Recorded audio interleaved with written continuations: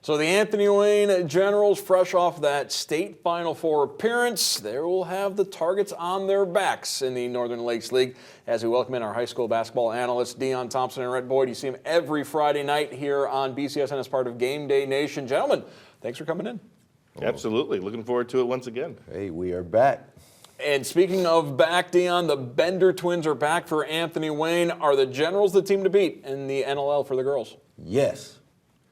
And based on the two young ladies An that you emphatic just described, yeah. I mean, listen, they had a great run last year. We saw, what they did out there, and I think they're going to be the team to beat. They have a year of experience now. They have I don't think they went as far as they wanted to go, but with that experience, with the summer, yeah, they have to be the team to beat, right? It's an interesting dynamic because last year the Benders were the young ones, surrounded by some veteran, experienced players that played key roles in that big tournament run.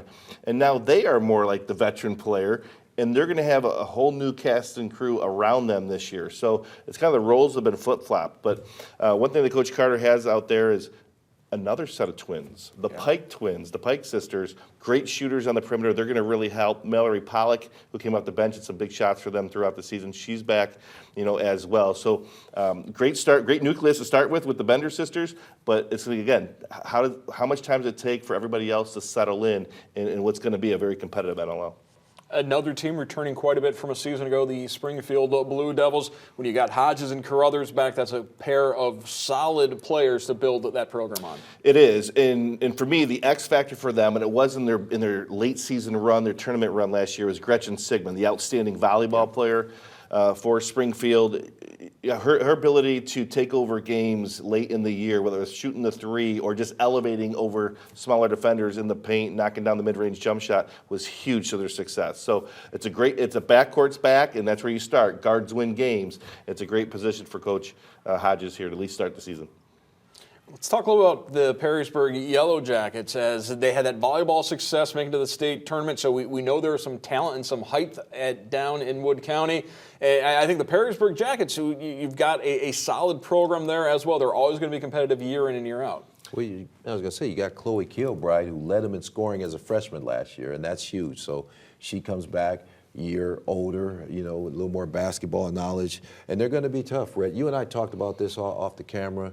You think they're going to be much improved. I think this is the one team in Northwest Ohio can make the biggest jump.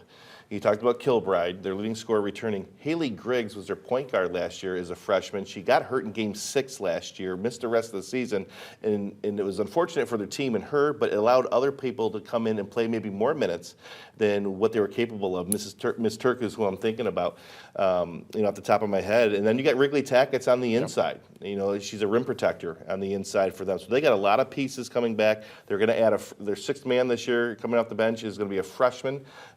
A name that we know in Northwest Ohio, Kelly Thames, yeah.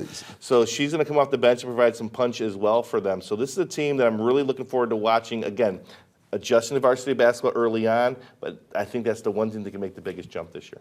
Last couple seasons in the NLL, it's been all about the Napoleon Wildcats. They had the undefeated season, the state championship year. The players in the program now, they were younger. They're part of that program, but they weren't the ones running the floor. So I think this year, the next couple of years are a very good defining era for Napoleon if they've got that program built, because they had the talent last couple of years, but is that program now there? Yeah, well, think about it. When you're younger and you play with the talent that they've had, you get to practice with that day in and day out. That's how you reload. So they're not going to be scared. They're not going to be, freaked out by going to some of these other places to play, because they've played against some of the best that the conference has to offer. So they're going to, once again, they're going to be a year older, year more mature in the program. They know the system, so they're going to be a tough out. And Coach Kreinbrake is one of those coaches that doesn't say, you're going to fit my system. I'm going to take what I have, and I'm going to make a system that fits our personnel. And so he's going to do some different things year in and year out to put his team in the best position, whether it's taking a standard zone, extending it up the floor, trap out of it sometimes you don't, and just mixing it up and keeping you out balanced to shorten the game, keep the game close, and try to make a run late at it.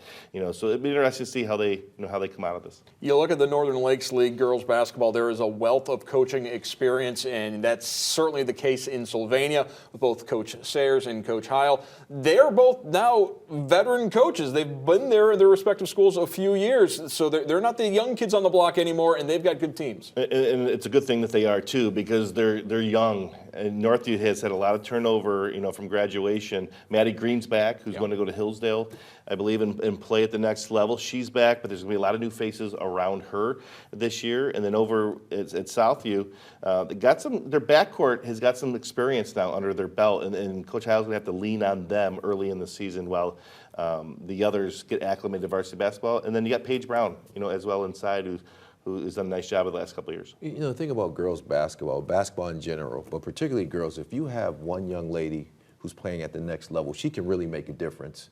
And I think you're right. So once again, we're going to use that term. It's going to see a lot of parity there. It's going to be a lot of fun for us to watch, a lot of good young talent in the area. Yeah, girls basketball season already underway, so we've had a couple of data points at this point in the season, but lots more to come over the ensuing 10, 11, 12, 13 weeks as far as the girls go here in Northwest Ohio.